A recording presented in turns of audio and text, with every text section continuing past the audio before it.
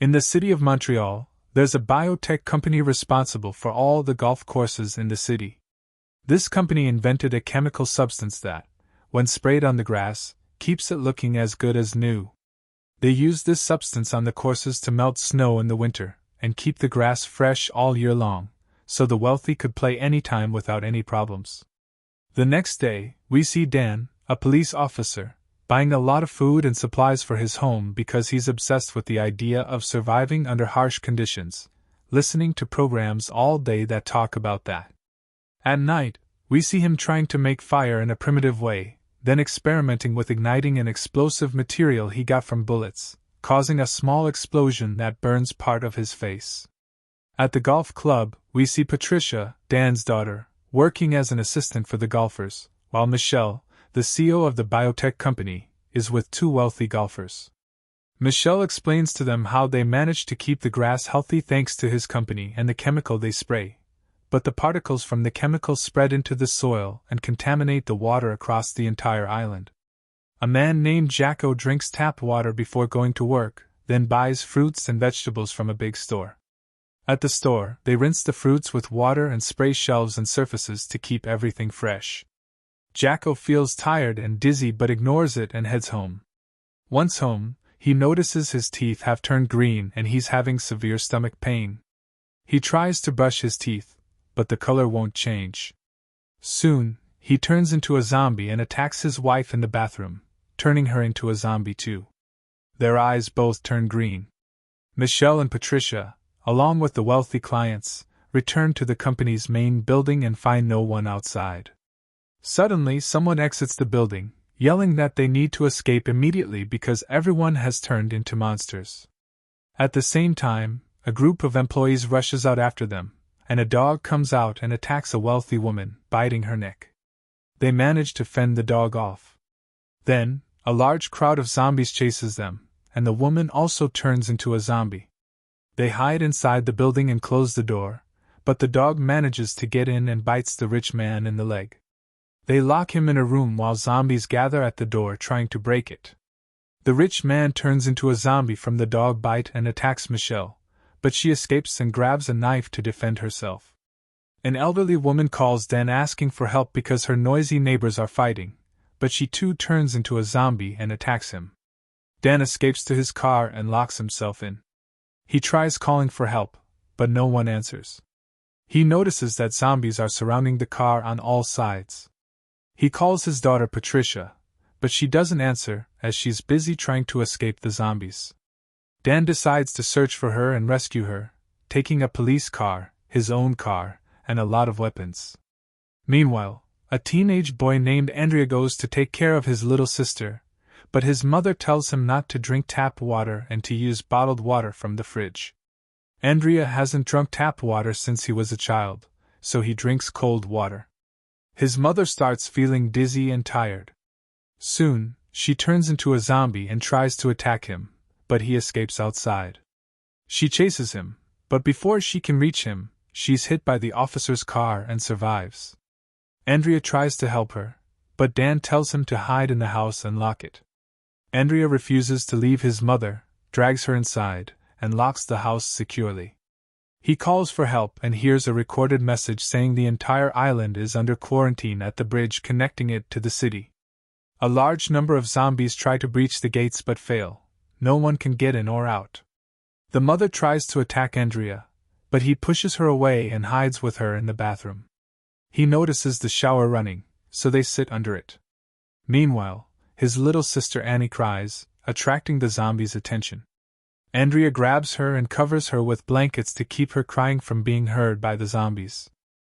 A little while later, Andrea's cat comes back through the pet door in the house. Suddenly, a zombie reaches its hand through the door, trying to grab Andrea, who quickly runs away and hides. After that, everything goes quiet. There's no movement or sound from the zombies. Andrea grabs a golf club and heads toward the zombies, but he doesn't hit them. Instead, he leaves them and walks through the golf club building. Meanwhile, Patricia hides in the garage and calls her dad to come rescue her. Dan arrives quickly, but on the way, he runs into a group of zombies. He fights them off, killing a large number, and manages to get into the building and close the door.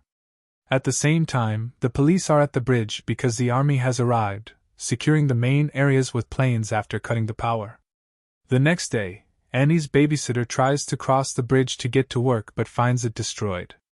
Andrea watches a press conference where the Minister of Security announces that they destroyed the bridge connecting the island to the city to isolate it, and reassures that they have full control of the situation. At that moment, Andrea's phone battery dies, and he notices that the babysitter's body is covered in a sticky green substance. Annie approaches, and her mother tries to attack her, but Andrea distracts her with some vegetables she likes, guiding her safely. He quickly gets her out of the bathroom, but she accidentally hits a TV stand, which falls on her, killing her. Andrea has no choice but to return her mother's body to the bathroom. He notices green grass growing over her wounds. He tries to use her phone to call for help, but it's broken. Andrea then grabs a ladder, looks outside, and sees zombies standing calmly in the sun. He takes his little sister and rushes out, running toward the supermarket, with zombies chasing him. He reaches the supermarket door, finds it closed, and suddenly realizes he's surrounded. Just then, the door opens, someone pulls him inside, and closes it quickly. It turns out that Dan, who's been there since yesterday, saved him. Dan tells Andrea that he doesn't know what to do next because the police have taken all the boats and blocked all the roads. They're trapped. At night, they feel freezing cold. Andrea goes to get milk for his little sister and sees a zombie trapped behind the glass. It's Patricia, Dan's daughter, who got infected. Dan brought her here hoping to find someone who could treat her. At the golf club building, Michelle has locked all the doors and manages to communicate with the company staff, who reassure him that experts are on their way and will fix the problem, but he has to follow their instructions until they arrive. At that moment, the dog that turned into a zombie appears. Michelle tries to kick it away. We also learn that Michelle killed his friend who became a zombie. Dan and Andrea light a fire to cook food, while listening to their favorite radio program. The announcer says the zombie outbreak is caused by terrorists. Then, Security Minister Steve appears, and reporters ask him many questions, but he evades them and gives confusing answers. The announcer reports that the government plans to sacrifice everyone on the island to contain the virus and prevent it from spreading to other cities. Dan manages to call them, explaining that many people on the island are not infected but don't know how to escape. The announcer replies that the world doesn't want the infection to spread beyond the island. Dan feels hopeless because there's no way out. He talks with Andrea, and they realize they need to find the cause of the outbreak to develop a cure. After thinking, Dan concludes that the water must be the source of the infection, since everyone uses it, and that the terrorists probably poisoned it. Andrea isn't fully convinced. Shortly after, the three of them leave the supermarket with Patricia, covering her head with a cage to prevent her from infecting anyone. They encounter a large group of zombies with sticky green substance on them. A small zombie girl attacks Dan, but he pushes her away without killing her because she's a child. They get in their car and drive away, with the zombies chasing them, but they manage to leave the area safely. At the same time, the biotech company sends 2 armed experts to the golf club, killing any zombies in their way. Michelle burns contracts and secret documents, and tests a small amount of the chemical they sprayed on the grass. The experts enter the building and find Michelle hiding. He takes a bag containing infection cure balls, and one expert drinks the chemical. Back with Dan and Andrea, they soon reach the water station. They leave Annie alone in the car so that the zombies won't hear her crying and attack. They take Patricia with them and enter the water station, where they find a zombie covered in grass hiding in a large water tank. Patricia senses it and runs toward it, with both Dan and Andrea following. Patricia jumps into the water to save it, but suddenly a grass-covered zombie emerges from the water. It doesn't attack Dan because it sees Patricia with him. Andrea realizes that zombies do not attack each other or anyone with them. The zombies hear Andrea's voice and run toward him to attack, so he runs quickly and escapes the building. Dan tries to pull Patricia out of the water tank, but unfortunately, he pulls too hard and her hands get cut off. At that moment, Andrea manages to escape from all the zombies chasing him and jumps into the car at the last second with Patricia, using her as a shield to protect himself from attacks. Finally, they get in the car, and Andrea notices a phone with Patricia. They open it with her severed hand and see that grass has started growing on her hand. Dan can't believe what's happening and can't comprehend how grass is growing like that on human bodies. He tells Andrea, "It's not because of the terrorists, it's the golfers themselves at the golf club."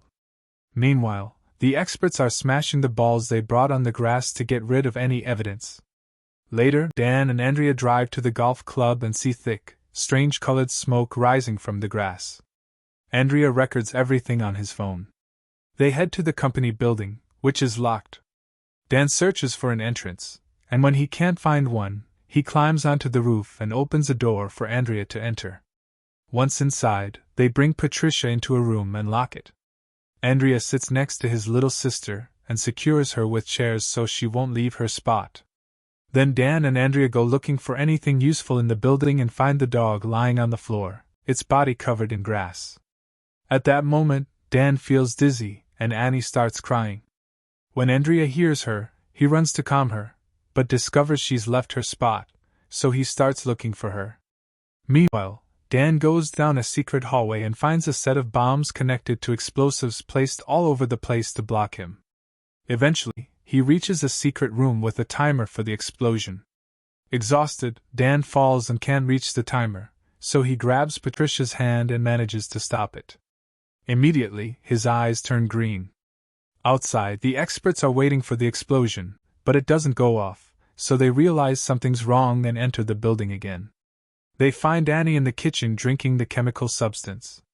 Andrea, on his way to find her, sees Michel, who has turned into a zombie, locked in a room. Andrea finds his sister and takes her with him. Along the way, the two experts try to force Annie to drink the chemical, but before they can, she turns into a zombie and bites one of the experts. Suddenly, Dan appears and attacks the other expert, biting her neck. While Andrea tries to escape, he steps on one of the cure balls, which explodes, filling the room with smoke. Everyone inhales it. Andrea runs away quickly, with Dan chasing him. Andrea hides in the kitchen, but Dan notices him before passing by and leaves him alone. The two experts fight each other with fire before turning into zombies and dying simultaneously. Andrea grabs Dan's phone and calls Patricia's phone.